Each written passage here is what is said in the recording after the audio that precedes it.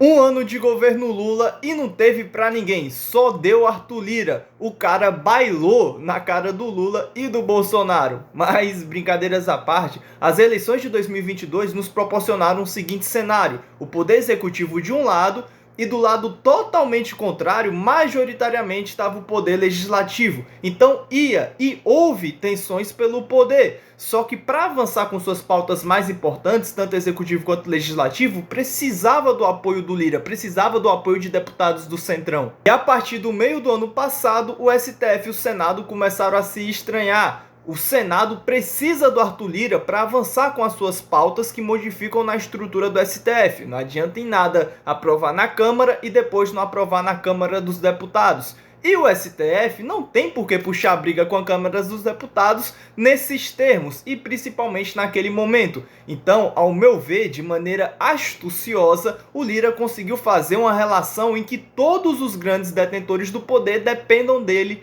para avançar com projetos importantes. Mas agora rolou uma virada muito doida de cenário. Presta atenção, o STF, especificamente o Alexandre de Moraes, permitiu um mandato de busca e apreensão na casa e no gabinete do líder da oposição, Carlos Jordi. E, para vocês terem uma ideia, para uma operação dessa ser permitida, precisa existir provas muito contundentes de algum crime grave. E não porque isso é injusto ou injusto, é porque os deputados, os parlamentares, têm muito mais prerrogativas, privilégios que nós, professores, estudantes e meros civis. Por exemplo, se não existe uma prova contundente nesse caso, é o fim da carreira de alguns dos juízes do STF, vocês podem apostar. Porque, primeiro, vai virar um escândalo, no sentido de que o governo, o judiciário estão perseguindo a oposição. Segundo, depois que virou um escândalo, vai reacender aquela revolta social que tinha muito ali em 2014, 2015, das pessoas irem às ruas revoltadas contra o sistema. Terceiro, devido à situação política de países como Peru, Colômbia, Venezuela, o cenário totalmente novo na Argentina, toda a comunidade internacional está de olho na América do Sul. E sabe-se lá Deus que lado eles iriam tomar nessa situação. Mas isso é um cenário hipotético, é um exemplo só para mostrar como uma denúncia dessas pode ser séria. Mas existe sim uma prova de grande relevância que foi apresentada como justificativa para essa operação. A polícia descobriu mensagens trocadas entre um dos organizadores do 8 de janeiro e o Carlos Jordi. E mais, o cara mandou as seguintes mensagens para o Jordi. Ele chamou o Carlos de meu líder e disse que tem poder de parar tudo. Sinceramente, pros caras, obviamente, essas mensagens podem ser interpretadas de outra forma. Os caras poderiam estar ali simplesmente combinando um protesto, uma greve, tem poder para parar tudo.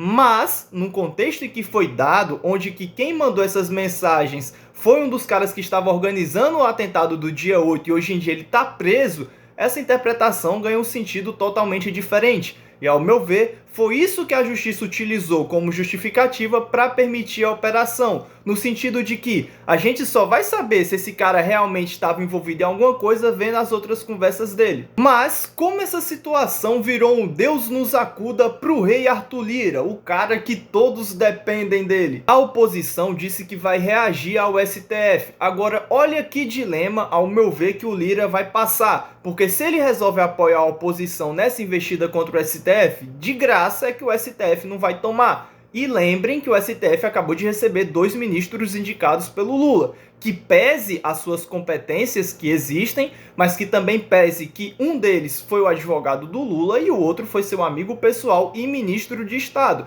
que pese também as palavras de Lula nesse sentido. Que tentar mexer a Suprema Corte para colocar amigo, para colocar companheiro, para colocar partidário, é um atraso, é um retrocesso que a República Brasileira já conhece muito bem, e eu sou contra.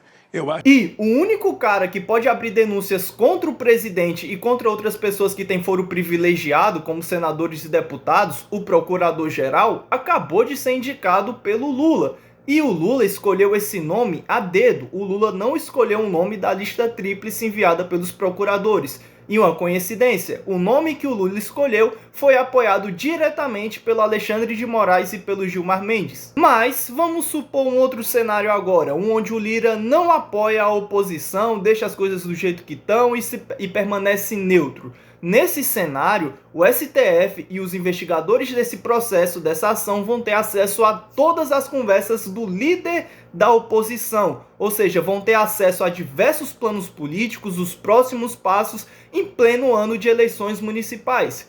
Me respondam com sinceridade, vocês acreditam mesmo que todo mundo que vai ter acesso à conversa não vai vazar algum detalhe para nenhuma pessoa, que vai ser todo mundo 100% idôneo, 100% honesto? Nesse contexto, muito provavelmente alguns planos da oposição seriam frustrados, e isso tem como consequência a oposição desarticulada. A oposição desarticulada significa que não vai ter o vigor que teria nas eleições desse ano. Isso implica diretamente em perda de poder e de influência política, e isso afeta diretamente o Arthur Lira, que precisa dos votos da oposição quando quer pressionar o governo em alguma coisa. Lembrem que política é um jogo de planejamento e paciência, dificilmente os resultados são vistos de imediato, geralmente os frutos só aparecem lá na frente. Fiquem atentos e lembrem do que Platão disse, que vocês podem não gostar de política, mas vão ser governados por aqueles que gostam. Mas eu posso estar redondamente enganado em tudo que eu falei, apenas a minha opinião, a minha análise de cenário político. O que vocês acharam? Realmente existe este dilema? Eu viajei muito?